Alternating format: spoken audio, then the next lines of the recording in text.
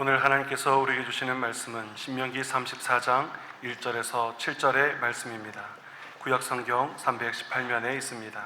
신명기 34장 1절에서 7절의 말씀입니다.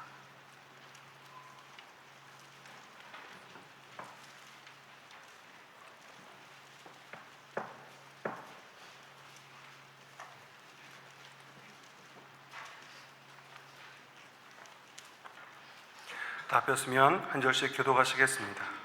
모세가 모압 평지에서 느보산에 올라가 여리고 맞은편 비스가산 꼭대기에 이르매 여호와께서 길앗 온 땅을 단까지 보이시고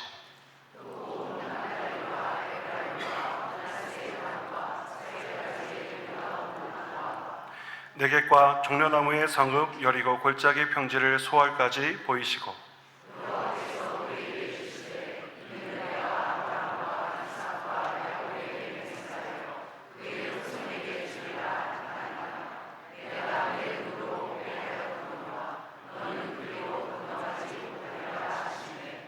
이에 여호와의 종 모세가 여호와의 말씀대로 모압 땅에서 죽어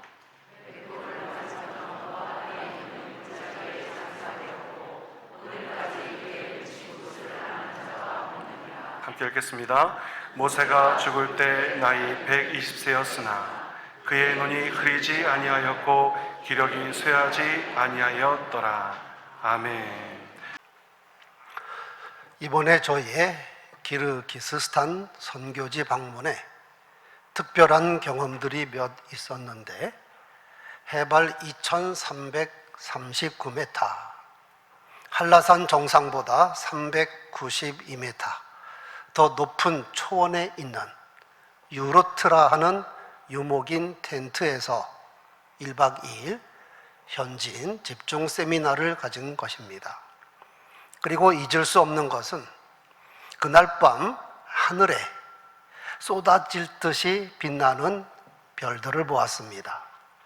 정말 은하수가 강물처럼 흐르고 북두칠성이 그렇게 선명하게 보이고 이름 모를 수많은 별들이 얼마나 초롱초롱 빛나는지 한마디로 여기 오니까 별 볼 일이 있구나.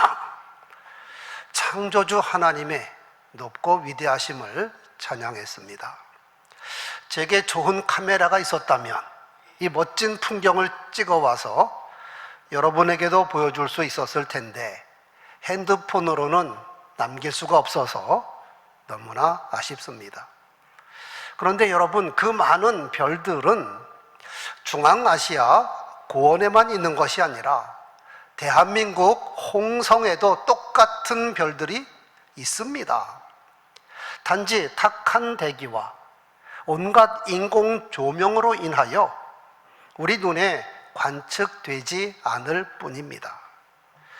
인류는 별들을 관측하기 위하여 수많은 노력을 기울여 왔는데 1608년 최초로 천체망원경을 발명하였습니다. 네덜란드 출신의 한스 리페르쉐이라는 사람입니다. 이것만 해도 놀라운 것이 그동안 육안으로 볼 수 없었던 별을 볼 수 있게 된 겁니다. 그리고 지속적으로 천체망원경이 발달을 하다가 우주시대가 열리면서 1990년 허블 우주망원경이 개발이 됩니다. 우주왕복선 디스커버리호에 실려서 지구 상공 610km 궤도에 진입하여 우주 관측 활동을 하였습니다. 지구에서 별을 보는 것이 아니라 우주에서 별을 관측하는 겁니다. 물론 지구로 다 전송이 됩니다. 그러더니 최근에는 제임스 웹 우주망원경이 개발이 되었습니다. 2021년 12월 25일 우주로 발사했는데 성능은 허블보다 약 100배, 그리고 사람의 눈보다는 약 100억 배 뛰어나다고 합니다.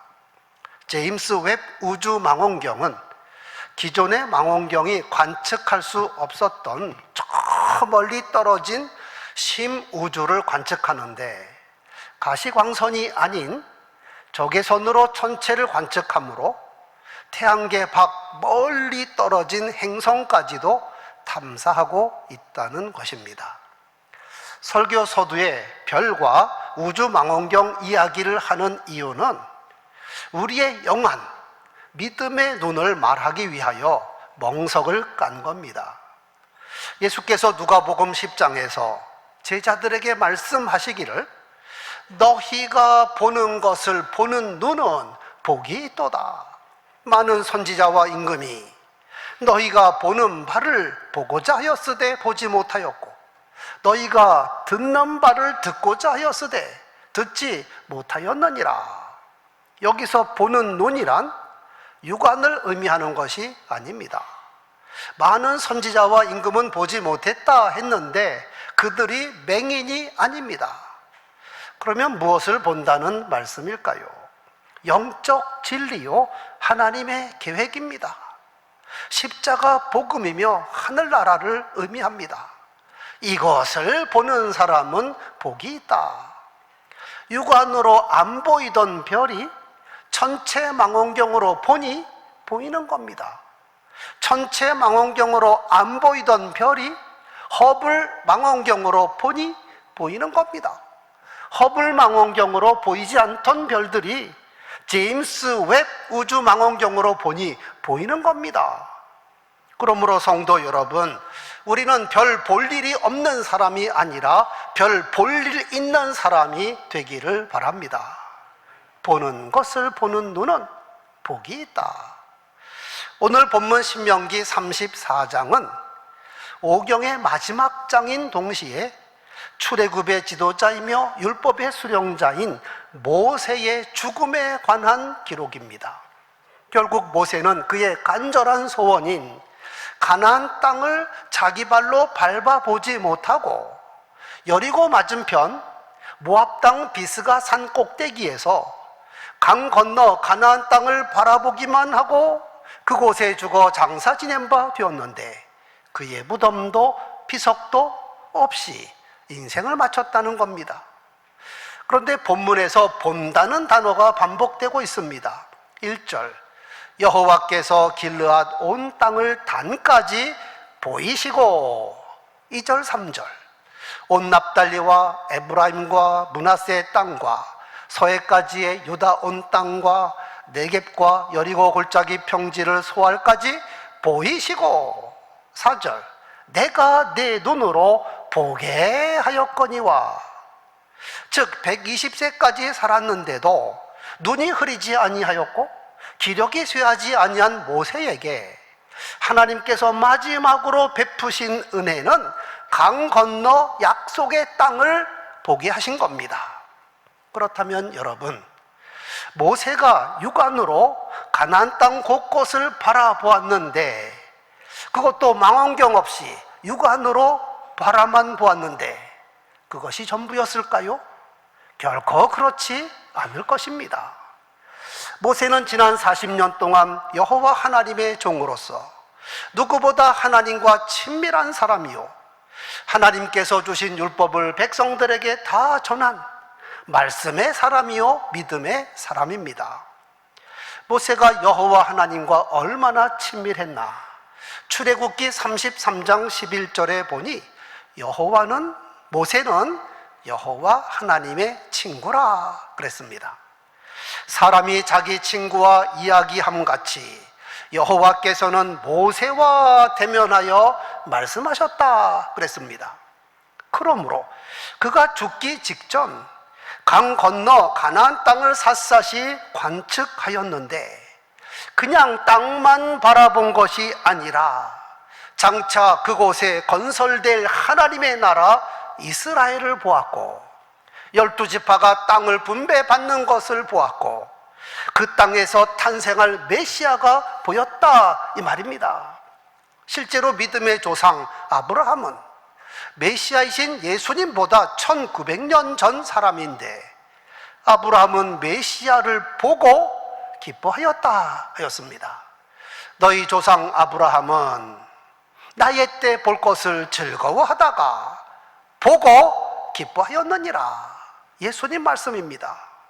즉 하나님의 언약을 정말 믿으면 그 언약이 이루어질 것이 눈에 보이는 겁니다. 이것을 영안이라 부릅니다. 제임스 앱 우주망원경으로도 볼 수 없는 믿음의 눈입니다. 그러니까 보는 것을 보는 눈은 복이 있는 겁니다. 만약 모세가 단지 가나안 땅만 바라보고 죽었다면 분명히 하나님께 이런 투정을 했을 겁니다.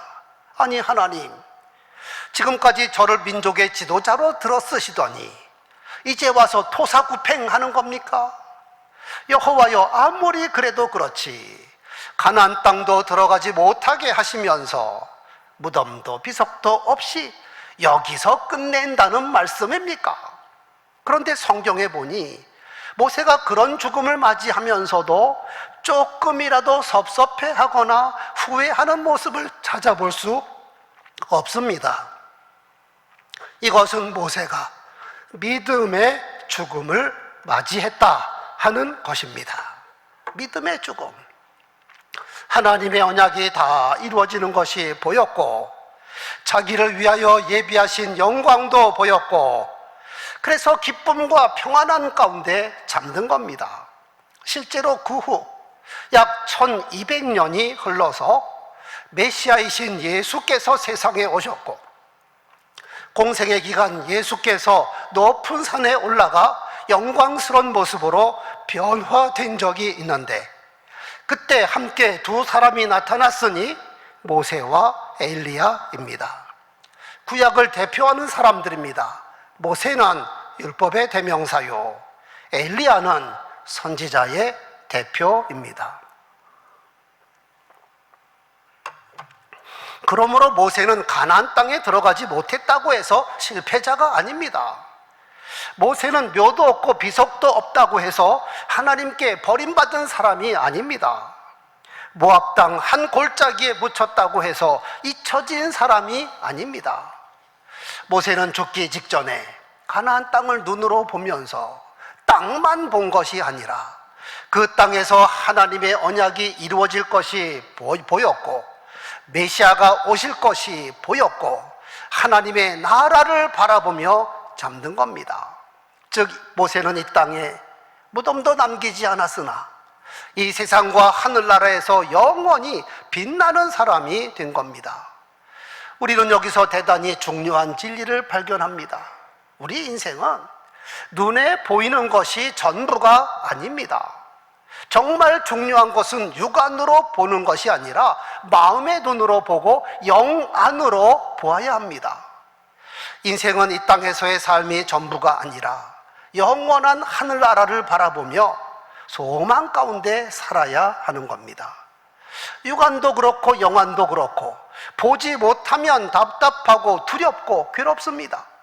그런데 볼 것을 보면 평안하고 기쁘고 행복하게 살게 됩니다. 선지자 이사야는 여러 선지자들 가운데서도 영안이 대단히 밝은 사람입니다. 물론 하나님께서 그에게 계시의 말씀을 주셨고 그의 영안을 열어주셨기 때문입니다. 마침 요즘 새벽 기도회 때마다 이사야서를 묵상하고 있는데 이사야가 활동한 때는 BC 739년에서 680년경입니다. 그런데 본 설교에서 편의상 BC 700년을 기준으로 예언한 것을 계수해 보도록 하겠습니다. 먼저 선지자 이사야는 당대에 즉시 일어날 일을 미리 보았습니다. 히스기야 왕 때 유다가 대제국 아수르의 2차 공격을 받습니다. 그래서 예루살렘이 풍전등화와 같았습니다. 멸망하기 직전입니다. 히스기야 말대로 오늘은 환난과 책벌과 능욕의 날이라. 아이를 낳으려 하나 해산할 힘이 없도다. 그런데 이사야는 여호와 하나님의 구원을 미리 보고 선포했습니다. 너희는 아수르 왕의 종들이 나를 능욕한 말로 말미암아 두려워하지 말라. 보라, 내가 내 영을 아수르 왕 사네립 속에 두리니 그가 소문을 듣고 그의 고국으로 돌아갈 것이며 또 내가 그를 그의 고국에서 칼에 죽게 하리라. 그래서 어떻게 되었을까요? 그 그 밤에 여호와의 사자가 나가서 아수르 진중에서 18만 5천 명을 쳤으므로 아침에 일찍 일어나 보니 시체뿐이라. 이에 아수르 왕 사네립이 떠나 돌아가 니느웨에 거주하더니 그의 아들들이 그를 칼로 죽였더라. 여러분, 하나님의 계획을 보지 못했을 때에는 불안과 공포에 휩싸여 있었습니다. 그런데 하나님의 계획을 보니 안심이 되었고 말씀대로 이루어지니 진정 평강이 임하였습니다. 또한 선지자 이사야는 밝은 영안으로 당시 유다 주변의 여러 나라들의 앞날을 다 내다본 겁니다. 그리고 일일이 하나님의 이름으로 각국의 장래일을 선포했습니다. 먼저 북왕국을 멸망시켰고 남왕국을 그토록 괴롭힌 대제국 아수르가 멸망하는 것을 미리 내다봤습니다. 내가 아수르를 나의 땅에서 파하며 나의 산에서 그것을 짓밟으리니 그때 그의 멍에가 이스라엘에서 떠나고 그의 짐이 그들의 어깨에서 벗어날 것이라. 이것이 온 세계를 향하여 정한 나의 경영이며 이것이 열방을 향하여 편손이라. 아수르 망한다. 이사야의 이 예언은 BC 612년에 그대로 이루어졌습니다. 바벨론의 나보폴라살에 의하여 아수르가 멸망을 당합니다. 즉 선지자 이사야는 적어도 90년 전에 이 사건을 미리 다 내다본 겁니다. 그런가 하면 이사야가 그토록 돌아오라고 외친 남왕국 유다가 결국 바벨론에게 망한다 하는 것도 무려 110년 전에 미리 내다봤습니다.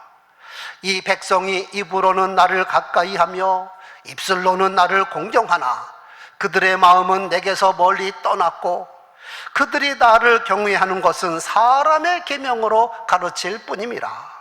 소는 그 임자를 알고 나귀는 그 주인의 구유를 알건만은 이스라엘은 알지 못하고 나의 백성은 깨닫지 못하는도다. 그래서 어떻게 되었나요? 너희 땅은 황폐해졌고 너희 성읍들은 불에 탔고 너희 토지는 너희 목전에서 이방인에게 삼켜졌으며 이방인에게 파괴됨 같이 황폐하였도다. 이 말씀대로 유다가 BC 586년 바벨론에게 비참하게 멸망을 당하고 바벨론에 포로로 끌려갔습니다. 그런데 그게 끝이 아닙니다. 이사야는 바벨론에게 포로로 끌려간 유다가 다시 돌아온다는 것도 무려 170년 전에 미리 보았습니다. 두려워하지 말라. 내가 너와 함께하여 네 자손을 동쪽에서 오게 하며 서쪽에서 너를 모을 것이며 내가 북쪽에게 이르기를 내놔라. 남쪽에게 이 이르기를 가두어 주지 말라.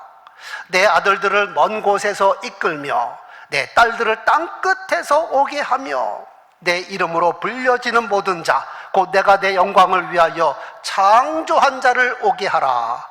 그를 내가 지었고 그를 내가 만들었느니라. 이런 이사야의 영안이 얼마나 확장이 되었는지 무려 700년 후에 오실 메시아까지 상세하게 보인 겁니다. 이는 한 아기가 우리에게 낳고 한 아들을 우리에게 주신 바 되었는데 그의 어깨에는 정사를 메었고 그의 이름은 기묘자라 모사라 전능하신 하나님이라 영존하신 아버지라 평강의 왕이라 할 것임이라. 예수님 오시기 700년 전에 하신 말씀입니다. 그가 찔림은 우리의 허물 때문이요 그의 상함은 우리의 죄악 때문이라. 그가 징계를 받음으로 우리는 평화를 누리고 그가 채찍에 맞음으로 우리는 나음을 입었도다. 우리는 다 양 같아서 그릇 행하여 각기 제 길로 갔거늘 여호와께서는 우리의 모두의 죄악을 그에게 담당시키셨도다. 예수님 십자가 사건이 눈에 보이지 않습니까?